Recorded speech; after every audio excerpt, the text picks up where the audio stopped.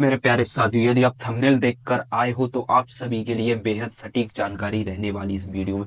Video काफी लंबा नहीं है, लेकिन दोस्तों वीडियो छोटा रहने वाला है। काफी इंफॉर्मेशनल वीडियो आपके लिए होने वाला है। दोस्तों, एमपी टूरिज्म के अंदर कौन सी भर्ती निकली है जो कि टूरिज्म प्लानर पद के लिए रहने वाली है, प्लानर का क्या काम रहता है, सारी कुछ डिटेल इस वीडियो में जानेंगे। कैसे सब कुछ आप इस भर्ती के लिए कर सकते हो, जैसे कि मैं आपको बता देता हूँ। यह भर्ती ओवरऑल अगर बात करें तो आपकी इंटरव्यू बेस्ड वैकेंसी होने वाली है। तो इसमें किस प्रकार से आवेदन आप कर सकते हो और एलिजिबिलिटी क्या रहने वाली, आयु सीमा से संबंधित सारे कुछ सवाल आपकी इस भर्ती से संबंधित है। तो आप यदि इस वीडियो को पूरा देखते रहिए। चलिए, यहाँ पर मैं ऑफिशियल वेबसाइट पर यहाँ आ चुका हूँ।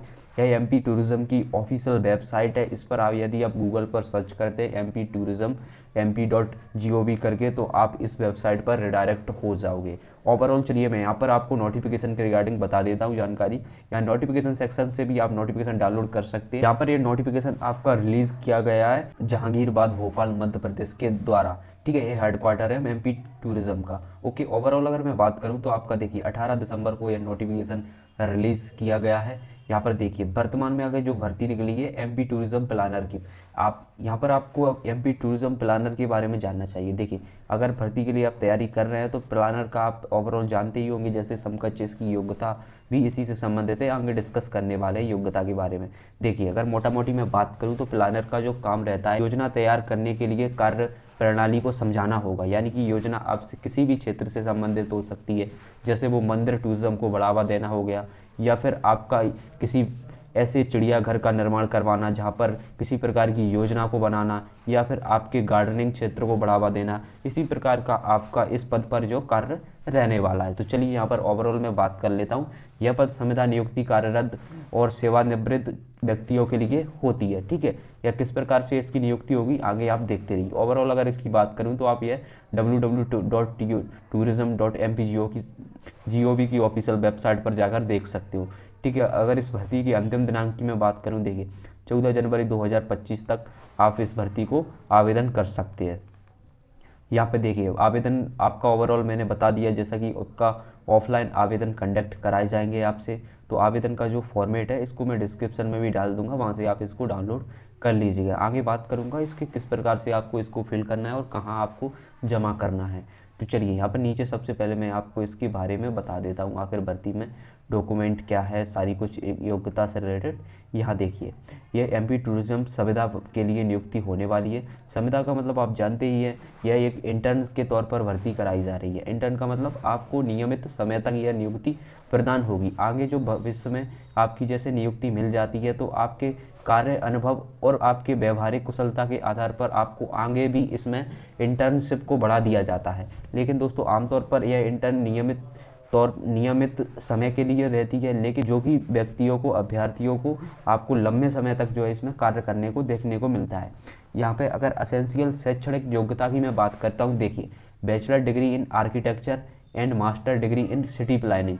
जैसा कि मैंने आपको बताया था कि योजना से संबंधित आपको प्लानिंग करना या फिर टूरिज्म क्षेत्र को बढ़ावा देने के लिए डिग्री आपसे पूछी जा रही है। ठीक है, रीजनल प्लानिंग और अर्बन प्लानिंग के अंदर आपके पास इससे संबंधित डिग्री है तो आप इसमें अप्लाई जरूर करें। इन्वायरमेंटल प्लानिंग और अर्बन प्लानिंग के बारे में भी आपसे अगर डिग्री है, आपने बीए डिग्री के माध्यम से इन्वायरमेंट क्षेत्र में डिग्री की हुई है, या फिर आपने ऑनर्स डिग्री की हुई है आर्किटेक्चर फील्ड में, तो आप इसके लिए एलिजिबल माने जाएंगे। ठीक है, इसके बाद में यहाँ पर देखिए आवश्यक अनुभव की आवश्यकता इस भर्ती के लिए रखी गई है। देखिए क्या है, मास्टर डिग्री के पश्चात आपके पास जो अनुभव है, यानी आपने एमए इस डिग्री में मास्टर्स डिग्री कर रखी है किसी भी सब्जेक्ट के अंदर, जैसे कि आप यहाँ देखिए आर्किटेक्चर के अंदर, या फिर सिटी प्लानिंग के अंदर, या फिर अर्बन प्लानिंग, यानी एनवायरमेंटल जो भी क्षेत्र में आपने मास्टर डिग्री की है। उसके बाद आपने अगर कहीं पर योजना से संबंधित आपने प्लानिंग प्रोजेक्ट पर काम किया है,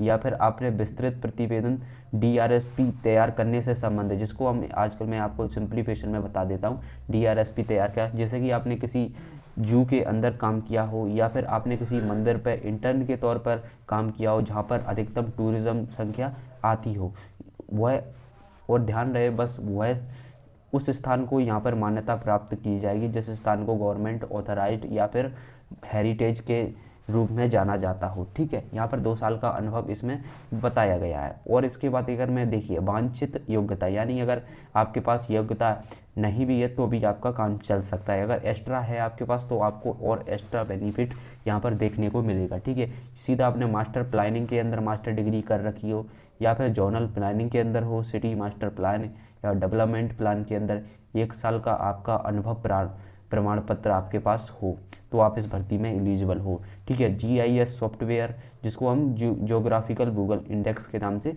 जानते हैं। ठीक है, IS आधारित प्रोजेक्ट कार्य पर, ठीक है, यानी ज्योग्राफिकल इंडेक्स से संबंधित आपने प्रोजेक्ट किया है तो इसमें आप एलिजिबल रहेंगे। और यहाँ पर देखिए केंद्र या राज्य स्तरीय विभागों में आपने अनुभव किया है या फिर प्रोजेक्ट पर किसी काम किया है तो आप इस भर्ती में एलिजिबल रहेंगे।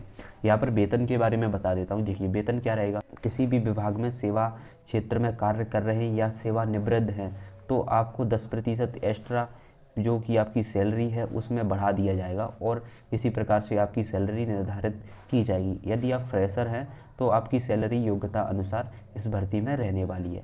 यहाँ पर अगर मैं ओवरऑल इसके आवश्यक डायरेक्शन को समझा देता हूँ आपको, डायरेक्शन क्या रहेंगे। देखिए अभी तक जो भी अभ्यर्थियों की नियुक्ति होगी, पहली बात तो वो 1 वर्ष के लिए होने वाली है। यहाँ पर ऑफिशियल डिक्लेरेशन दिया है कि 1 वर्ष के लिए होगा।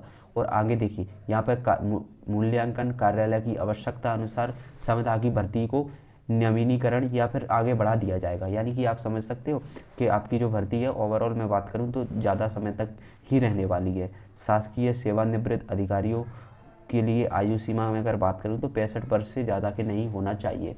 और निजी क्षेत्र के लिए बात करें तो देखिए 50 वर्ष से ज़्यादा की आयु के नहीं होना चाहिए। यानी आप प्राइवेट और सरकारी में अंतर देख सकते हैं। ठीक है, यहाँ पर अगर मैं ओवरऑल फार्म की बात करूँ तो देखिए आवेदक डाक के माध्यम से या अथवा बोर्ड कार्यालय में व्यक्तिगत रूप से उपस्थित हो सकती है। व्यक्तिगत रूप मतलब आप बोर्ड भोपाल के जो जहांगीरबाद में इनका ऑफिस है टूरिज्म का, तो वहाँ पर जाकर आप स्वयं अपने दस्तावेज लेकर 14 जनवरी तक आप आवेदन लेकर जमा कर सकते हैं। तभी आपका जो है पूरी तरीके से फॉर्म संतुष्टि रूप से माना जाएगा। आपके प्रशिक्षण उम्मीदवार साक्षात्कार के आधार पर ही आपको बुलाया जाएगा। ठीक है, यहाँ पर साक्षात्कार से संबंधित और किसी भी प्रकार की आपको अगर डाउट है तो कमेंट करें। चलिए यहाँ पर डॉक्यूमेंट की अगर मैं बात करूँ तो देखिए आपके पास ओवरऑल अगर बात करें तो हाई स्कूल की 10th की मार्कशीट आपके पास होना चाहिए। हाई सेकेंडरी की मार्कशीट, अगर आपने ग्रेजुएशन किया है तो उसका असेंशियल है मार्कशीट लगाना। और स्नातकोत्तर यानी पोस्ट ग्रेजुएशन आपने किया है तो उसको भी आप जरूर लगाएं। कास्ट सर्टिफिकेट इसमें लगाया जाना चाहिए आपका। शासकीय कार्यालय या निजी कार्यालय में आपने किसी भी प्रकार का अनुभव किया हुआ है तो उसको आप इस भर्ती में ज़रूर लगाएं। ठीक है, अगर शासकीय सेवानिवृत्त की स्थिति में बात करें तो देखिए शासकीय अगर आपने गवर्नमेंट के थ्रू कहीं भी किसी भी ऐसे कार्यालय में वर्क किया है जो कि आपका शासकीय गवर्नमेंट है तो उससे संबंधित आप अपना दस्तावेज जरूर लगाएं, जिसमें कि आप अपना सैलरी स्लिप भी लगा सकते हैं या फिर आप अपना जो कि आपको सेवानिवृत्त प्रमाण पत्र प्राप्त होता है उसको लगा सकते हैं। ठीक है, अंतिम वेतन प्रमाण पत्र भी आप इसमें लगा सकते हैं। चलिए इस भर्ती से रिलेटेड अगर आपके मन में कोई अलग से सवाल है तो एक कमेंट करके ज़रूर जाएं। और यदि आप गवर्नमेंट जॉब की तैयारी कर रहे हैं तो इस चैनल को ज़रूर सब्सक्राइब करें। इस चैनल का उद्देश्य यही है आपको गवर्नमेंट जॉब की इन्फॉर्मेशन सही समय पर प्रदान करना।